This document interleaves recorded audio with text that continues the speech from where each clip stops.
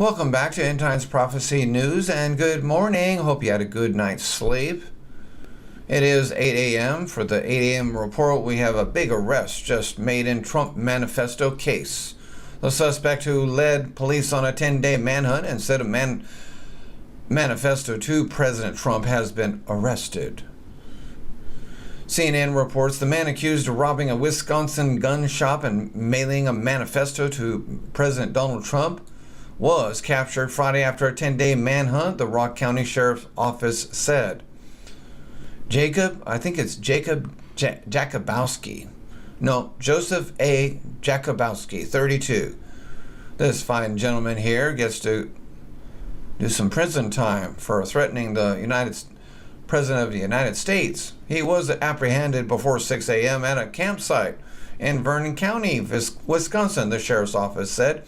He was taken into custody without incident after a large number of law enforcement officers surrounded him.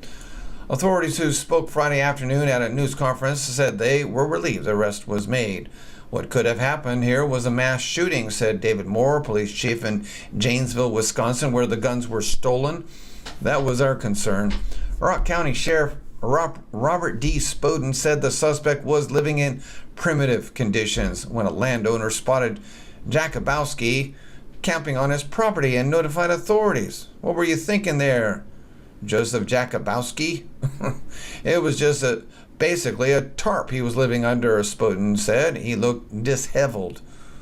He looked like he hadn't slept in some time. Oh, that's kind of like what devils do, though. They don't hardly like to sleep when they reside in a body. Delta takes big steps to avoid United's fate with overbooked flights. Delta's all worried too now. Delta will now offer up to $10,000 to passengers on overbooked flights to change to a different flight from Zero Hedge. Well, you know what's going to happen then? We're going to raise the prices of everyone. Thanks to David Dow and the Secret Service and all the leftists that freaked out over this. In the aftermath of the United scandal, Delta Airlines will allow airlines employees to offer up to $9,950 to encourage passengers to give up their seats on overbooked flights. Compared to $1,250, we're going to go about 9 times higher. The Associated Press reported on Friday. The change comes as rival United Airlines faces not only a broad public backlash, but also a lawsuit stemming from a passenger's forced removal from a sold-out flight last weekend. Specifically, the AP said that it had obtained an internal Delta memo authorizing the airline's gate agents to offer as much as $2,000 in compensation for overbooked flights, up from a previous high of $800, while Delta supervisors can now offer up to $9,950, up from a $1,350 maximum. United has faced a week of mounting outrage over its treatment of a passenger who refused to give up his seat to airline personnel last weekend. A video showing the passenger, David Dow, being forced from his seat and dragged off the plane by security officials went viral. On Thursday, Dow's attorney claimed his client, 69-year-old doctor, suffered a concussion, but seemed to speak within minutes after he suffered his concussion, broken nose, and lost 2 teeth during the April 9th violence. Definitely, he needs to sue. I agree. But it's being taken way out of context here. Things like this happen every day. Why would you want to make a broad? It's not about David Dow. Why would you want to decide to give up to $10,000 back for seats or flights that are overbooked? You're just going to end up charging everyone more money now. Dow plans on suing United with a hearing scheduled for Monday in Illinois. United is compensating all passengers on the flight for the price of their tickets. While United CEO Oscar Munoz has twice apologized for the company's handling of the confrontation, many have claimed that the unpleasant situation could have been avoided had United simply kept ratcheting the offers up to passengers to give up their seat on the overbooked flight until a clearing price was eventually discovered, or simply said, an inefficient market. Why don't they just send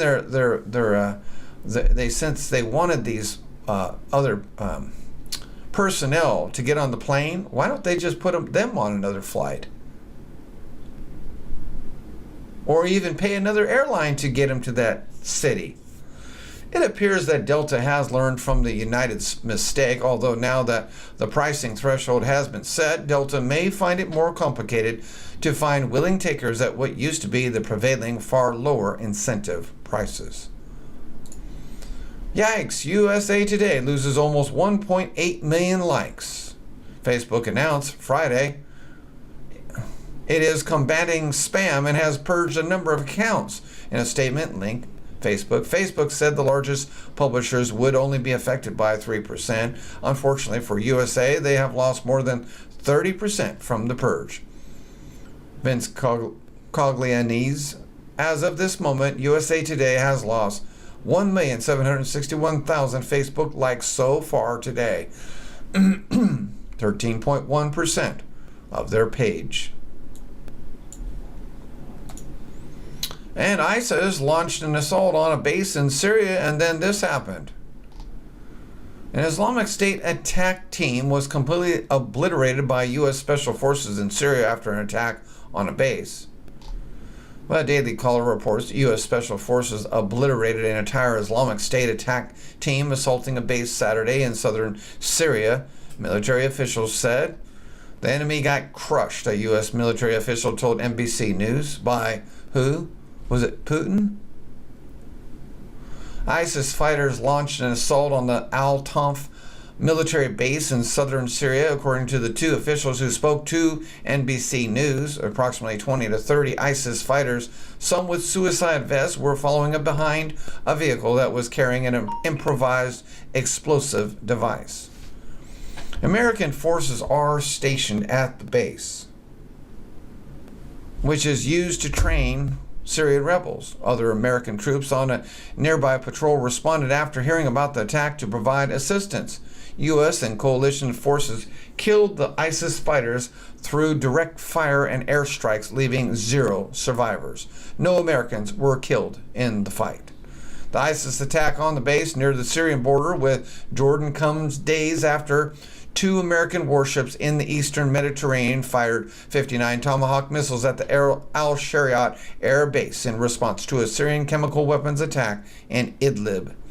A U.S. defense official insisted Thursday evening that the strike on the Syrian military base was a one-off event. I have no doubt in my mind now that Putin was in on killing innocent people. He's working with Iran and Assad, and that's exactly what they do. And he sold weapons to them as well. No doubt in my mind. Emergency at Penn Station. According to reports, 1,200 passengers are trapped on a train at the Hudson River Tunnel after an overhead power supply short-circuited. Fox News reports the Northeast Corridor train, which had originated in Trenton, was due to arrive at Penn Station at 3:15 p.m., but it sputtered to a halt when the power went out. A rescue train is in the tunnel trying to get the riders out, said officials. New Jersey Transit officials said Amtrak is responsible for maintaining the power to the tracks in the tunnel. Amtrak officials did not immediately return calls for comment. Well, that means that they're delinquent, aren't they?